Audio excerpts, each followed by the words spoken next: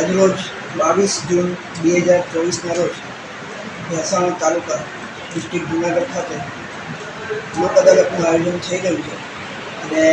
એમાં regular pending કેસો તથા પ્રી-લિટિગેશનના કેસો જેમાં SBI તથા PGVCL કંપનીના કેસો જે પ્રી-લિટિગેશનમાં મૂક્યા છે એમાં સુખદ સમાધાન થાય એવા પ્રયત્નો કરી અને લોક અદાલત માટેની કામગીરી સફળ બનાવવા માટેનો એક ભાગરૂપે આજે નાલસાની ગાઈડલાઇન મુજબ લોક અદાલતનું આયોજન થઈ રહ્યું છે।